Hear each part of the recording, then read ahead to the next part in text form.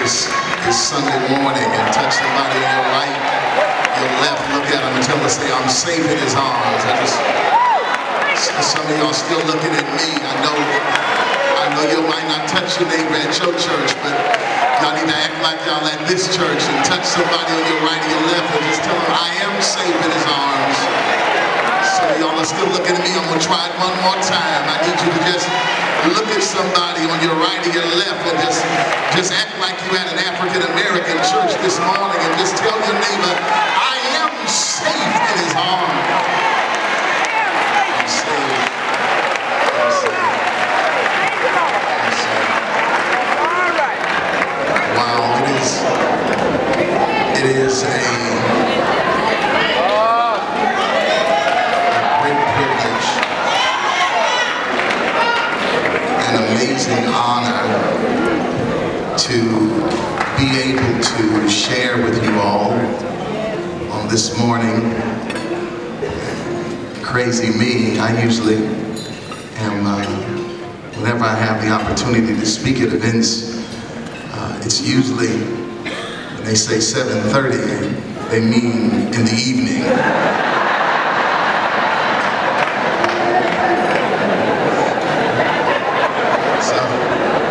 So I asked our driver what time will he be here to pick us up. And he said, I'll be there at 7. And then he said a.m., which means I had to get up at around 6 a.m. in order just to make sure that I was ready by 7:15. So it is good for us to be here. I'm indeed grateful for this invitation to have this opportunity to be able to come and share this capacity. Indeed, to everyone who was on the dais along with us today, and to the organizers of this amazing event. And just to all of you, my Father's children, we greet you in the matchless name of our Lord and Savior Jesus Christ. Because the real reality that we're here is because he still yet lives. Amen. He still yet lives. And even though we're here to celebrate and commemorate the life of an individual who gave his life for the premise and purpose of making America better. The reason why he stepped into that position is because he found someone who made his life better. And that someone that he found that made his life better, that made him go forth and to sacrifice his life, was a man by the name of Jesus Christ.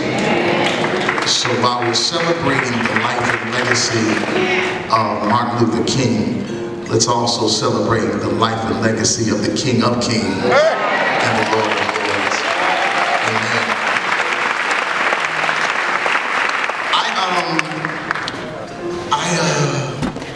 I got a lot of stuff to do, and I don't have a long time to do it.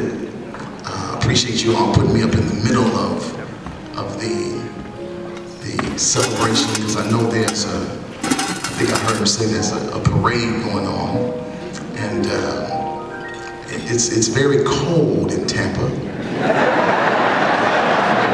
In St. Pete, I thought I was coming to Florida. And I live in Michigan, so I was feeling really good about coming down here and getting away from 40-degree weather.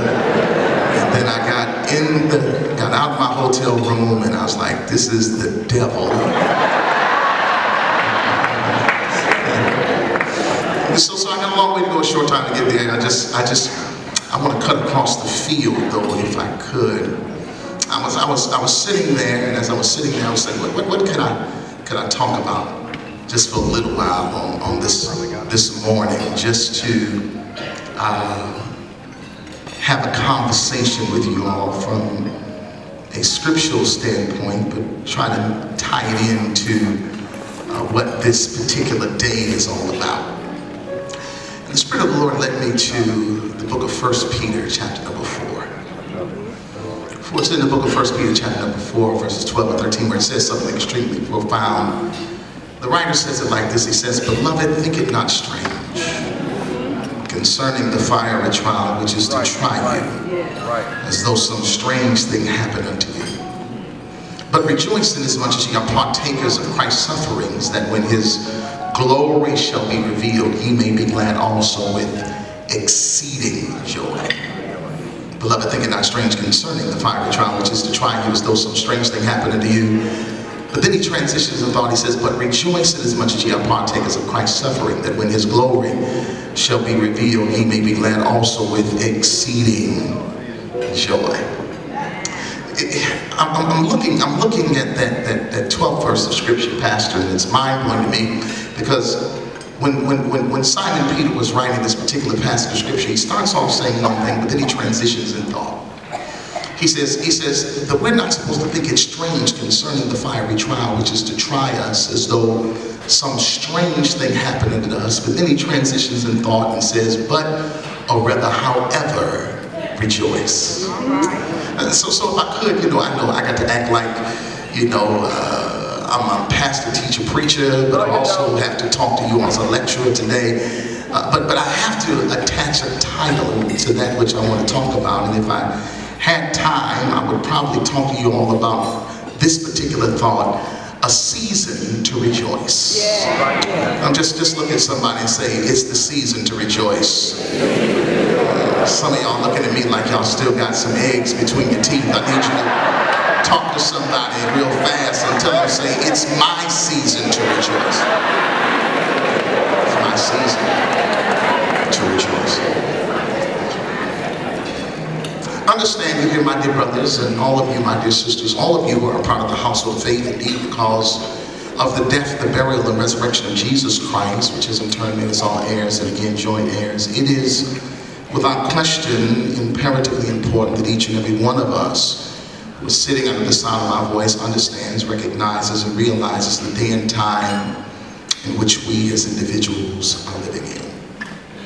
The reality is that we're living in a day, we're living in a season, we're living in a moment in time in which it seems as if the enemy is coming at us rougher now than he's ever come at us before.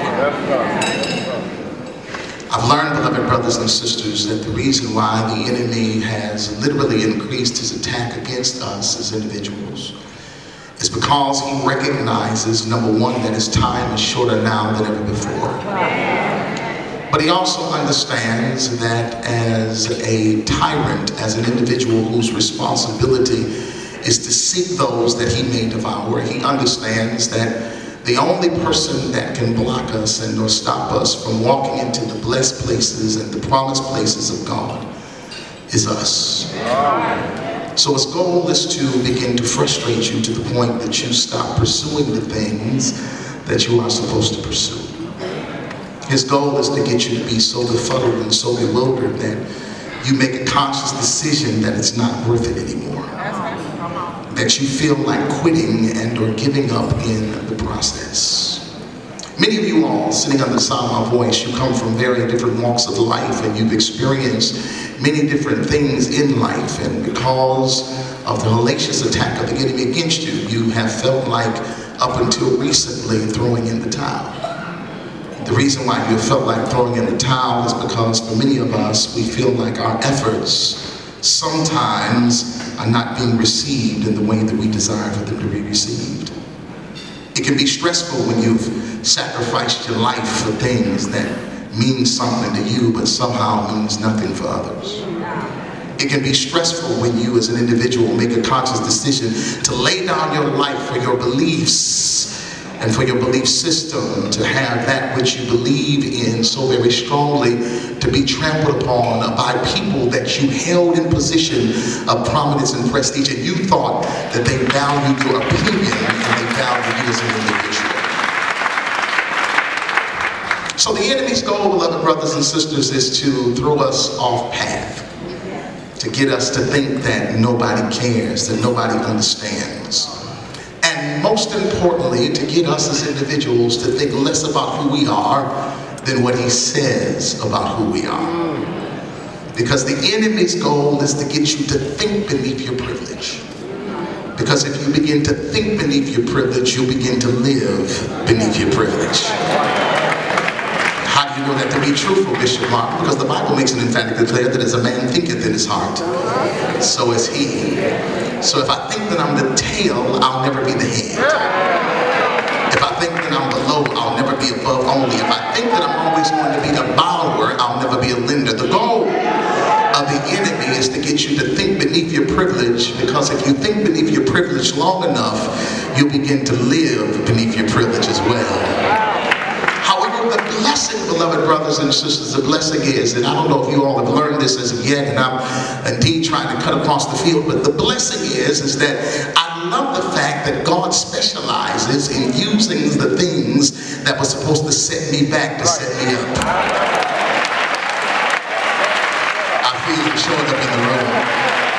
What blesses me, beloved brothers, is in all those things that were supposed to cause havoc and conflict and were supposed to create disarray and destruction in my life, the God of my salvation, for some strange reason, takes these things and uses them as fuel to push me forward. He says it something like this. You all know the scriptures, if you will. Romans 8:28, he says, and we know that all things, that they work together for the good of them that love God, to them who are called according to his purpose. Here's the mind-blowing thing about the God that we serve, beloved brothers and sisters. The mind-blowing thing is that his process has not changed. He functions in the same way on a consistent basis. What he does is he'll take the good things of your life, and then he'll take the bad things of your life, and then he'll put them together and make them work for your good. But then he'll also, catch this, he'll take the bad things of your life, and then he'll take the good things of your life, he'll put them together and make them work for your good. But he doesn't even stop there. He'll take the good things of your life, and then he'll take the good things of your life, and he'll put them together and still make them work for your good.